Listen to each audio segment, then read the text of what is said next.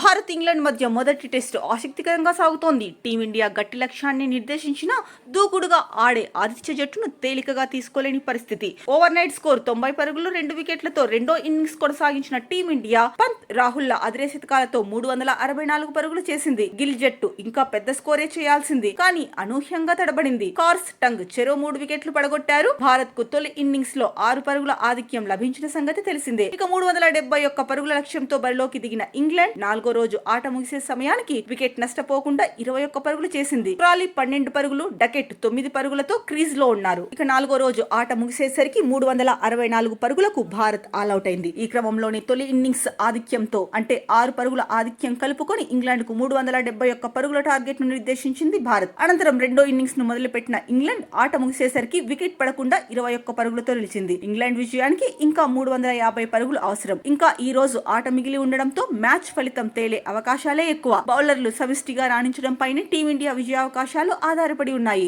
ఇక కేఎల్ రాహుల్, రిషబ్ పంత్ సెంచరీలు బాదటంతో నాలుగో రోజు రెండో సెషన్ ముగిసేసరికి భారత్ 298 పరుగులతో 4 వికెట్లతో నిలిచి భారీ స్కోర్ చేసేలా కనిపించింది. కానీ తొలి ఇన్నింగ్స్ మాదిరిగానే ఆఖరిలో వరుసగా వికెట్లు కోల్పోయింది. 31 పరుగుల వ్యవధిలో 6 వికెట్లు చేజార్చుకుని తక్కువ స్కోర్ కే ఆల్అౌట్ అయింది. జట్టు స్కోరు 333 పరుగుల వద్ద కేఎల్ రాహుల్ 5వ వికెట్ గా వెనుదిరిగాడు. అక్కడి నుంచి వికెట్లు టపాటపా పడ్డాయి. ఆ వెంటనే కరుణ్ నాయర్ పెవిలియన్ చేరాడు. అయితే క్రీజ్ లో ఓవైపు రవీంద్ర జడేజా 25 పరుగులు నాట్అవుట్ గా ఉండడం భారత స్కోర్ 400 దాటుతుందని అంతా భావించారు. కానీ శార్దుల్ ఠాగూర్ 4 పరుగులు, సిరాజ్ బూమ్రాలు డకౌట్ లుగా జోష్ టంగ్ ఒకే ఓవర్ లో అవుట్ చేసి దెబ్బ కొట్టాడు. ప్రసిద్ధ్ కృష్ణ పరుగులేమీ చేయకపోయినా 11 బంతులు ఎదుర్కొని జడేజాకు తోడుగా నిలిచాడు. దీంతో ఆఖరిలో జడ్డు బ్యాట్ ను ఝులిపించేందుకు ప్రయత్నించాడు. అయితే ప్రసిద్ధ్ ఆఖరి వికెట్ గా వెనుదిరగడంతో భారత్ ఇన్నింగ్స్ ముగిసింది.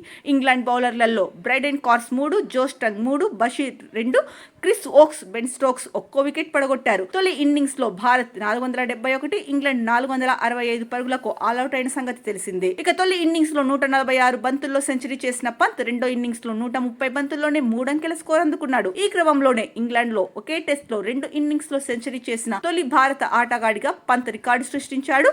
అంతేకాదు ఒకే మ్యాచ్ లో 2 ఇన్నింగ్స్ లో సెంచరీలు బాదిన రెండో వికెట్ కీపర్ గా నిలిచాడు. అంతకు ముందు జింబాబ్వేకు చెందిన ఆండీ ఫ్లవర్ 2001లో సౌత్ ఆఫ్రికాపై ఈ ఫీట్ సాధించాడు.